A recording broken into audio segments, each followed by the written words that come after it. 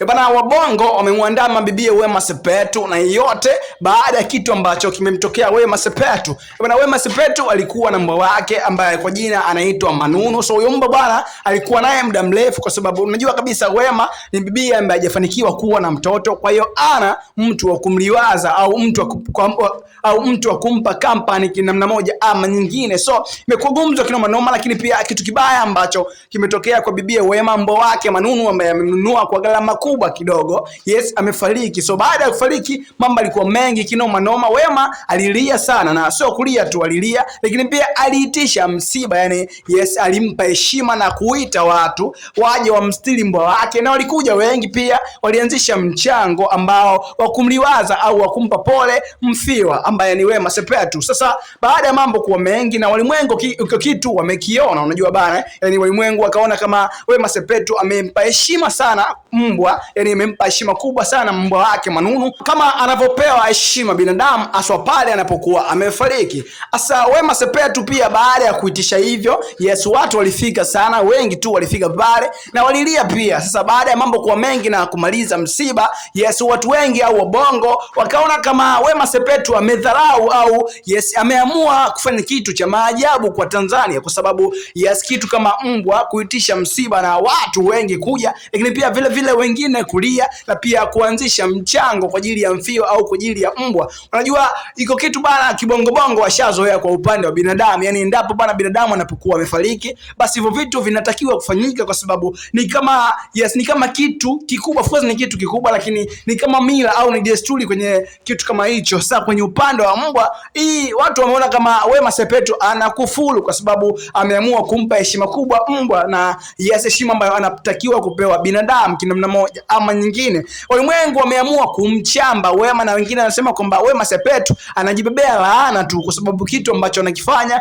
ni kumkufuru Mungu, na iko kitu Mungu akimpendezi kwa jinsi ambavyo watu wanaongea huko mjini mtandaoni. So lakini pia vile na kuna watu pengine wanasema pia yes, mbwa bwana amekufa, lakini chanzo cha mbwa kufa ni wozu, kwa sababu inasemekana kwamba Wema Sepetu alikuwa anampa muda mwingi mbwa wake na sio kumpa muda mwingi mpenzi wake. Yani wozu bwana alikuwa na muda mchache sana na Wema, lakini pia Manunu alikuwa na muda mwingi sana yeye na Wema Sepetu. Ina maana kwamba yes, mapenzi ya Wema Sepetu yamehamia kwa Manunu na sio kwa mpenzi wake yes, wozu. So mambo yamekuwa mengi, lakini pia vile pia bongo wamemsema kinamna kama hiyo hapo. Lakini pia ukija kikawaida bwana, yes, kwa nchi za wenzetu mfano kama Marekani pia na nchi zingine ambazo zipo issue kama hiyo, so issue kwa sababu kama kuna kitu ambacho umeishi nacho sawa, kimekupa flamu muda wote, na ikitokea kwamba kinaondoka na utokiona tena, basi yes, unaruhusiwa pengine kufanya kitu kama hicho, kwa sababu utokiona tena. Na issue za heshima na kusema kwamba amepewa heshima kama binadamu, mimi nadhani kila mtu na kitu ambacho anajifikiria kiupande wake, kwa sababu kama kulia pengine watu wanalia kwa sababu alishamzoea mbwa wake, ametoa gharama na nini, amejaribu kumjali kinana moja ama nyingine. Asa kama kitu kama hicho ameamua kufanya labda pengine kwa ajili ya kumbukumbu, unajua kila kitu kinaenda kwa kumbukumbu, lakini pia kila kitu kinaenda kwa historia. Kwa hiyo pengine ameamua kujitengenezea historia ya aina yake kinamna kama hiyo. Lakini pia wabongo bana walimu, yes, wabongo bana wameamua kumtukana sana, lakini pia vile yes, wamemsema kwa kiasi kikubwa sana na kuonesha kwamba Wema Sepetu amempa heshima kubwa mbwa wake ni kama binadamu kinamna moja ama nyingine. Lakini pia kuna nchi tofauti ambazo zinafanya kitu kama hicho. Kuna wengine bana yes, paka pia ni mtu ni mdudu pia au mnyama ambaye yes, wengine pia wanamtunza pia wanamlinda, lakini pia anapotokea kwamba amefariki kama hivyo, basi wanampa heshima yake, kwa sababu pia naye aliyeko duniani kwa ajili ya kuishi kama watu wengine au kama viumbe vingine vinavyoishi kinamna moja ama nyingine. So Wema Sepetu hivyo ndio vitu ambavyo vimemkuta kwa kipindi hichi. Lakini pia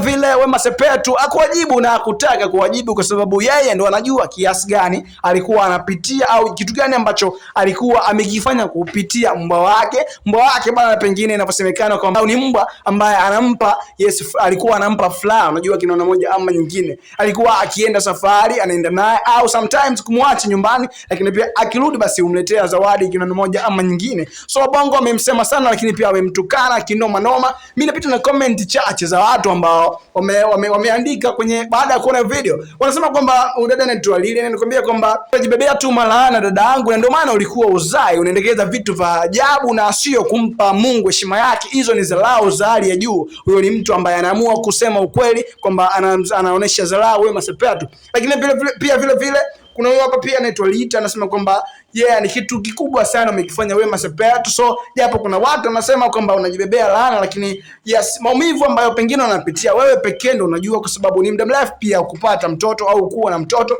Kwa hiyo mbwa wako pia alikuwa anakuliwaza, so ni kitu kizuri pia jinsi ambavyo watu wanasema, lakini pia wapo ambao wanamsifia na pia wapo ambao wanampost. So hii ni Clavoo TV na mimi hapa ni Vevo Genius. Pia usahau kusubscribe kwa ajili ya kupata habari na matukio, utakuwa umetisha kinoma noma.